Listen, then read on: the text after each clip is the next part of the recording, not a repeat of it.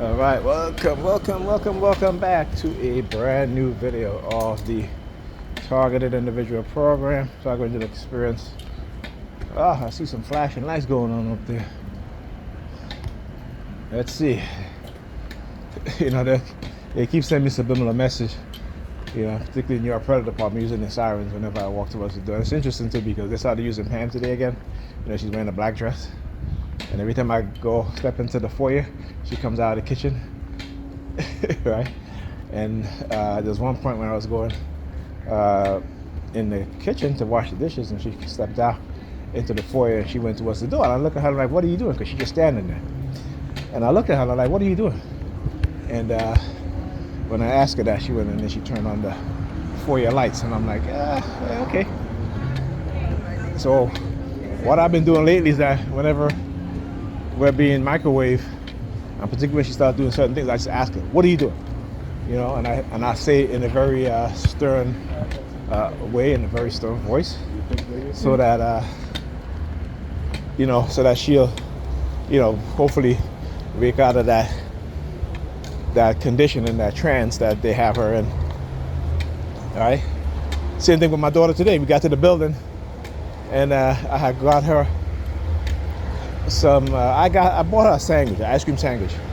And we got in front of the building. It was, and then she picked the M&M's one too. So she had the Oreo ones. And she went back and she got the M&M ones. And as soon as I got to the building,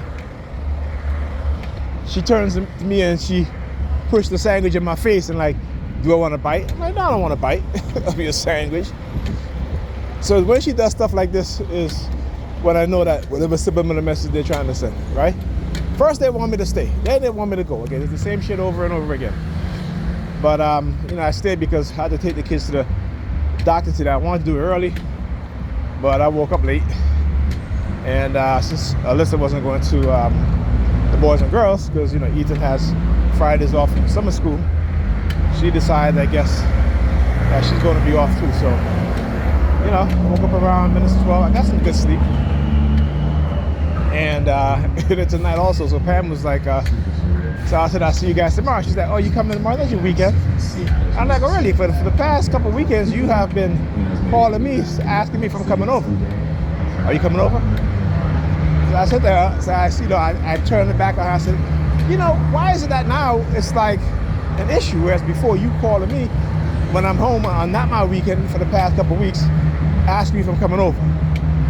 Then because I say I'll see you guys tomorrow, you're like, oh, it's not your weekend and this and that." I said, "Listen, if you don't want me to come over, just say it. You know what I'm saying? Just say it. Just, speak what's on your mind. Communicate. You had no problems doing it before. But this is nothing new because, this is what I had to go through. Even when we were in a relationship together, where she wanted to have her weekend and I would take the kids with me. But like I said, it doesn't, they don't want change within themselves. They're conditioned a certain way, and that conditioning, they don't understand how destructive it is, not only to their minds and to their health, but also to their relationships with their children, with other people, with family members. And like I was telling her today, I said, "Listen, I get up, I make a conscious decision, right? That no matter what they put into my mind, if it doesn't benefit me in any way, I'm not with it. And if it doesn't benefit the people around me who I care about, then forget it. And that's a conscious decision. I feel like you have to make everything that you get up in the morning, make a conscious decision, because if you allow yourself to operate on your subconscious programming, it will only lead to detrimental results. But we are conditioned, subconsciously conditioned, to engage and believe in things that are detrimental to who we are as a person, as individuals, and as a people. And we have yet to understand that. We have yet to realize that. And there are some of us that do understand and do realize that, So again, and they've been very busy in trying to censor me on Facebook. Cannot post anything that has to do with black upliftment, any sort of like the Black Panther Party or any, you know what I'm saying? Any videos on Africa and the truth about Africa, and even from white people who are blowing the whistle on the colonial masters and they plan to recolonize Africa, that I can't even post those videos. So it's a war against the truth, right? And it's not a truth based on one that's saying, oh, let's, it's not based on stuff that are made up lies. It's not stuff that are promoting violence against any group of people, but it's just the truth, right? It's the truth, and they don't like that, So how could the truth goes against your community standard when it's not talking? You know what I'm saying? But yet they will allow hate speech. They will allow these white nationalists, white supremacists to engage in hate speech against black people and others, and that's fine. They can post their shit all day on Facebook, right? But I can't post anything to counter what it is that they're posting as a black person. And like I said, black people, we have to start creating and developing our own social media platform. We can do it. We just need the funding. We need because we know that there are people. When you look at who built the algorithms for Instagram, and YouTube and even Facebook, there are black people in there. Okay? Make no mistakes about it. All right? So again, we are always in the creating stage and development stage, but we are never in the stage of ownership. We're never in the stage of we're given the credit, right? And again, not to say that we have enough black people who are wealthy who can create those platforms and they can thrive, right? They just don't have the mindset, or they're being manipulated, they're being blackmailed and threatened to not do these things. This is how white supremacy operates. I watched a video of Bobby Hemmett, and it was so profound. He was like, these white people, these white devils will do everything in their power to keep us in the position that we're in. They will set you up, they will frame you, they will do whatever, and you will not even know, unless you are conscious enough to understand and realize what's going on, and have people around you realize what's going on. I can't, you know what I'm saying? I can't even post. Actually, I did do a post on Marcus Garvey, which I was surprised that they allowed me to post that. But Marcus Garvey, again in the 19th century, early 19th century, he talks about, black people and who we are, and he knew who black people were. He knew who Africans were. He knew our history. Okay. And they were saying that, because he didn't have a lot of people around him who think like him, which is very important, that we need people around us who think like us. So we need to have revolutionary mindset. And when I say revolutionary mindset, I mean revolutionary mindset on all fronts, right? We see how the U.S. government hire white militias, right? To do what? Pay them, send them overseas to fight in their wars, right? But yet black militias are in the United States can't happen, right? We saw what they did with Jam Master J, right? It's not Jam Master J, whatever his name, Master J, from the NFAC, I think, or Ethnic Coalition, and how they use silent sound to manipulate him, and then charge him with pointing a rifle at a federal agent, and he gets 10 years in prison.